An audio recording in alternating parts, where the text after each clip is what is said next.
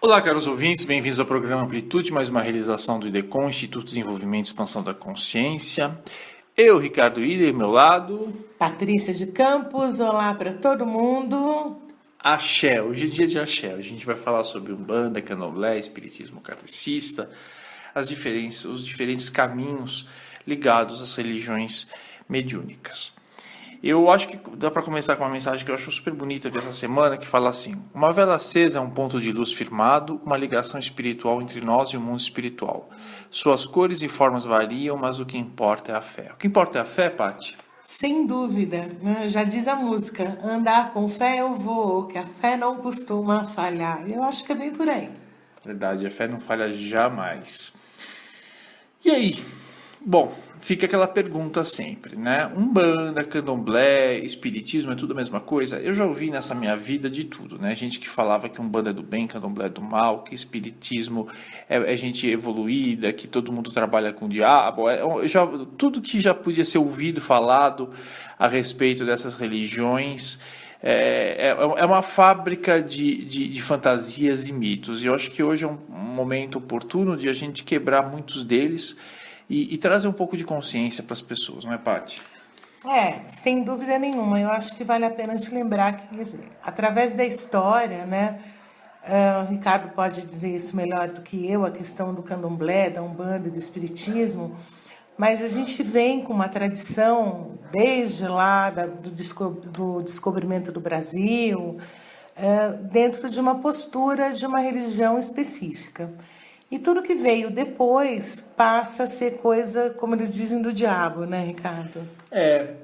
Eu acho que primeiro a gente tem que começar separando as três, já meio conceitualmente, né? O espiritismo, o kardecista, ele nasceu no século XIX na França. Que também é chamado de mesa branca, né, por alguns. Sim, sim, porque a maior parte dos trabalhos eles são feitos numa sala onde se tem basicamente uma toalha branca com flores, né, muito mais aspecto decorativo do que algo litúrgico ou ritualístico. Mas então, o espiritismo ele nasce na França no século XIX a partir dos estudos de um grande pedagogo ou discípulo do Pestalozzi, que é o Allan Kardec. Allan Kardec é um pseudônimo do professor Léon Denisard, e ele é um estudioso, ele é alguém que com uma postura, enfim, da França daquele momento, influenciado muito pelo positivismo, que é uma corrente sociológica e filosófica, e ele procura estudar uma série de fenômenos que aconteciam em Paris e no resto do mundo, que eram as mesas girantes. Então, quer dizer, mesas giravam e viraram jogos de salão em Paris e no resto do mundo. E aí ele quis entender se eram fraudes, se era real, se era um fenômeno de paranormalidade, e começa a desenvolver esses estudos, trocando muitas correspondências com médiuns no mundo inteiro e codificando isso em uma série de obras. As principais é o Livro dos Espíritos, o Livro dos Médiuns, o Evangelho segundo o Espiritismo, a Gênese e o Céu e o Inferno.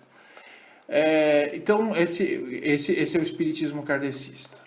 O candomblé, ele é uma religião que nasce no Brasil, veja só, mas ela é a partir de influências africanas, a partir de uma série de ritos e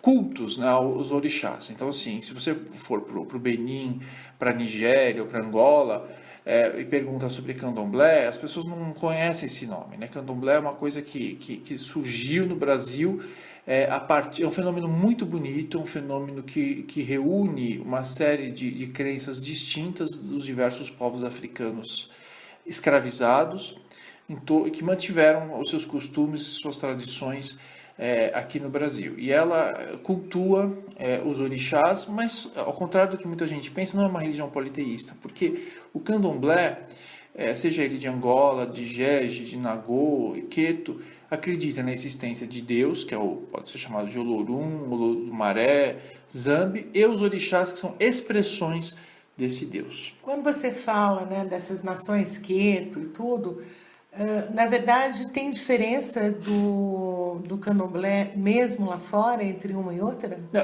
assim, só para a gente imaginar que na África, cada região tinha o seu orixá mais venerado. Então, no Queto era o Xóssi, a gente podia estar falando de Oxoboi, Oxum, mas quando chega aqui no Brasil, eles criam uma liturgia própria para reunir esses orixás de todas essas pessoas. Mas assim, de novo, a palavra candomblé não existe lá fora, como a gente imagina, o culto não existe, ele foi estruturado a partir de um culto de Xangô, no Engenho Velho.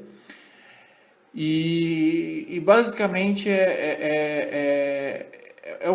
aliás, é algo muito bonito, que depois a gente vai conversar com mais propriedade. E a Umbanda, que surge em 1908, no Rio de Janeiro, a partir da manifestação do Caboclo das Sete Encruzilhadas e um médico chamado Zélio Moraes, e que mistura elementos, sim, do cristianismo, ele traz elementos africanos, ele traz elementos ameríndios.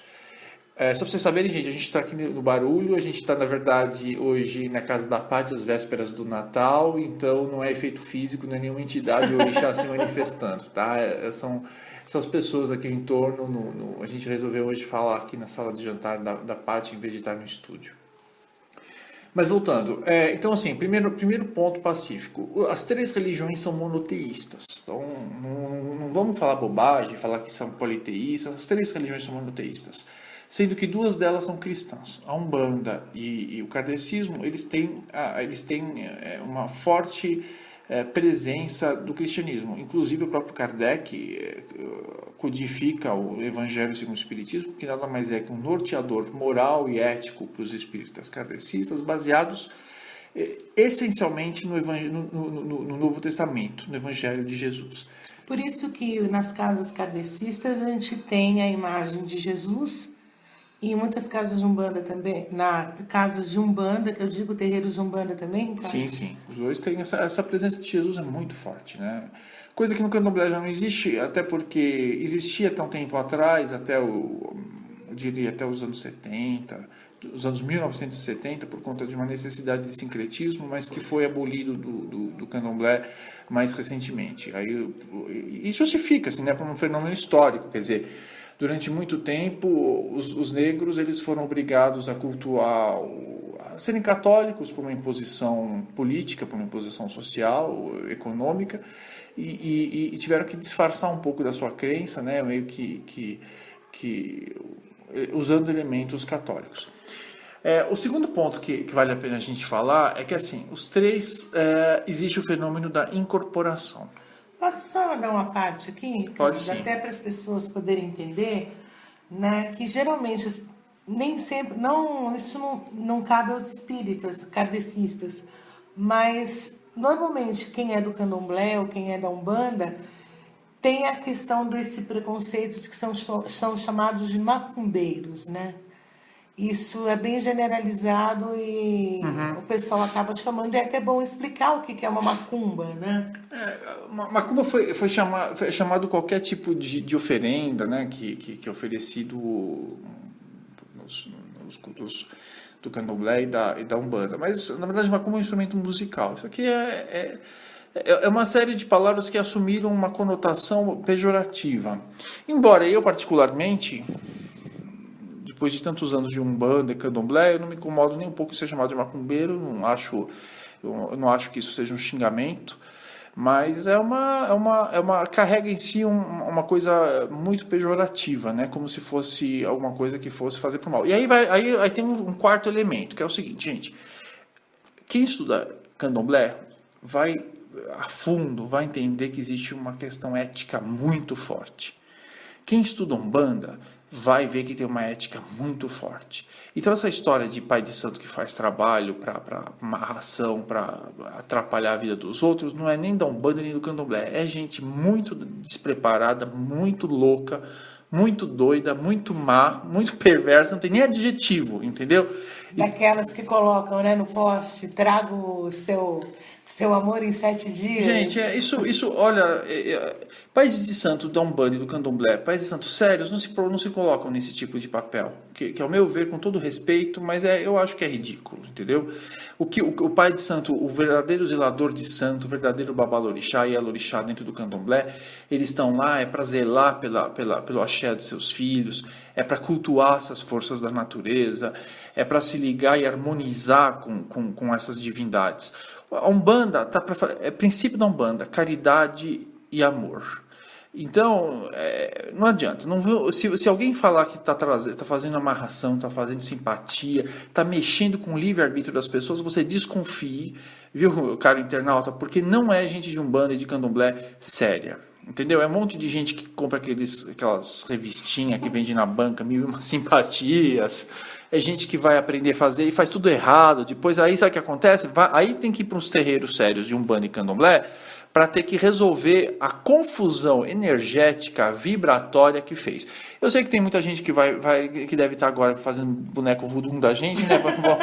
Porque a gente está falando isso, mas assim, fujam dessa gente. Vocês não sabem a enrascada que é você se meter com gente que fica fazendo maldade, fica fazendo magia negra, bruxaria, feitiçaria e não tem nenhuma ética, porque desrespeita os princípios básicos dessas duas religiões que são extremamente sagradas. Inclusive coisas que parecem pequenas, né, Ricardo? Daquele tipo que todo mundo faz, de colocar o nome no freezer, que exatamente vem nessa questão das revistinhas, tem que tomar cuidado, né? Porque você, como o Ricardo tinha falado, você está mexendo com energia e você não tem noção da energia que você está mexendo. É lógico, gente. Olha, eu aprendi uma coisa. Várias vezes, o meu preto velho dizia, e às vezes coisa boa, por exemplo, chega a Patrícia e vai falar assim, meu pai, quero resolver um problema para o meu filho. Aí a primeira pergunta que essas entidades falam, seu filho é pequeno ou é grande? É grande. E ele te deu autorização para mexer nisso? Nada é feito sem o consentimento do outro, entendeu? Tudo, a gente não mexe no livre-arbítrio das pessoas. Então fica esse recado, essas coisas aí de gente que faz feitiçaria, bruxeiro, aí fujam disso, isso não é verdadeiro Umbanda, isso não é verdadeiro Candomblé. Isso aí é gente que tapeadora e que faz maldade à torta direita. Bom, resolvido isso, né, agora eu botei para... Não, porque... Fez a limpeza energética. Não, gente, porque isso me irrita muito, a gente por conta de... da mesma maneira, agora eu vou falar, que tem muito pastor bom, muito pastor ético, muito pastor que segue o Evangelho de Jesus, e tem esses picaretas também que se aproveitam, é bandido da fé alheia. Da mesma maneira que tem padres que fazem verdadeiras perversidades e padres que honram o nome de Jesus, honram o nome de Nossa Senhora e fazem as coisas direitinho. Então, assim, gente traste, gente ruim, existe em todas as religiões, né? Então, a gente